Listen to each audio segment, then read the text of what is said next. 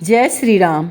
राम केवल राजा नहीं, राम केवल भगवान नहीं, राम हम सबके मार्गदर्शक हैं। रामायण कोई ग्रंथ नहीं, ये सिखाती है सटीक फाइनेंशियल प्लानिंग कैसे की जाए। राम एक बहुत बड़े धन प्रबंधक थे, इसलिए हमें राम के जीवन से अपने व्यक्तिगत जीवन को कैसे धन प्रबंधन के लिए जोड़ना है, आज हम उसे देखते हैं। सबसे पहला, अयोध्या वैभव में भी आपात की योजना जरूरी है। भगवान राम अयोध्या जैसे धन संपदा से परिपूर्ण वाले राज्य में रहते थे, लेकिन अचानक केकई की एक योजना ने उनका जीवन को पूरी तरह से बदल दिया।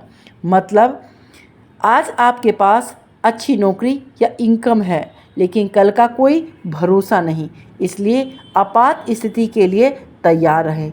कमाने और आराम से जीने में कोई बुराई नहीं, लेकिन फालतू खर्च और लाइफस्टाइल में पर खर्च करना, आपातकालीन फंड को बनाए, ये सब चीज़ों के ऊपर हमें ध्यान देना है। दूसरा, वनवास, सादगी और मानसिक मजबूती। राम 14 साल तक साधारण जीवन जिए, जबकि वो राजा थे। ना कोई ऐसी आराम, ना कोई सेवक, सिर्फ ज़रूरत भर की चीज़ें, लेकिन वो कभी शिकायत नहीं किए। मतलब हमें सीखना है, मुश्किल जैसी नौकरी जाना, व्यवसाय में घाटा, मेडिकल इमरजेंसी आदि कभी भी आ सकती है। तब मनोबल बनाए रखना और ज़रूरत भर के खर्च तक खुद को सीमित करना ही सबसे बड़ी ताकत है। इसका मतलब है खर्च घटाना सिर्फ बचत नहीं, बल्कि एक मानसिक अनुशासन है। आप इसलिए बजट बनाएं, फालतू खर्च को रोकें। सीताहरण, जो जरूरी है उसकी सुरक्षा करें। सोने का मृग पाने की से सीता ने जिद किया, और जिसके कारण सीता जी का हरण हुआ। वित्तीय सबक ये मिलती है, हर चमकने वाली चीज़ सोना नहीं होती। शेयर मार्केट की तेज़ी, रिस्की स्कीम्स, रिटेल थेरेपी जैसे लालच वित्तीय नुकसान दे सकती है। आपकी सबसे कीमती संपत्ति यानी परिवार, स्वास्थ्य, बचत की सुरक्षा जरूरी है। इसलिए इमरजेंसी फंड बनाएं, हेल्थ और टर्म इंश्योरेंस लें। ज़्यादा रिटर्न की लालच देने वाले ऑनलाइन स्कैम से बचें। वानर सेना, रणनीति और टीम वर्क जरूरी। सीता को बचाने के लिए राम अकेले ही काफ़ी थे, लेकिन उन्होंने तुरंत युद्ध नहीं किया। उन्होंने पूरी रणनीति बनाई, सुग्रीव के साथ मिलकर सेना बनाई।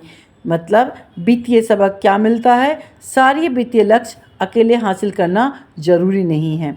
सही सलाहकार और साझेदारों के साथ आप ज़्यादा तेज़ी और समझदारी से आगे बढ़ सकते हैं। मतलब आपको एक सही फाइनेंशियल एडवाइज़र चाहिए, एक एक्सपर्ट टैक्स कंसल्टेंट चाहिए, स्टेटस सप्लायर जैसे सहयोगी आपकी वानर सेना हो सकते हैं। इसलिए आपको खुद से फाइनेंशियल प्लानिंग ना करके एक अच्छे फाइनेंशियल एडवाइज़र की मदद लेना चाहिए।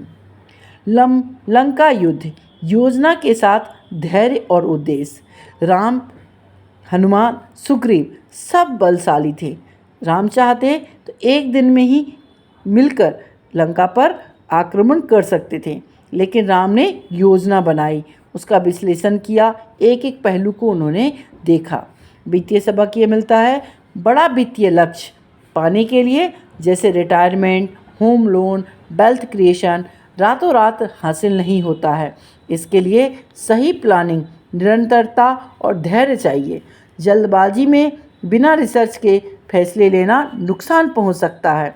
एसआईपी से निवेश, डाइवर्सिफाइड पोर्टफोलियो और सॉलिड बिजनेस प्लान से बड़ा वित्तीय लक्ष्य हासिल किया जा सकता है।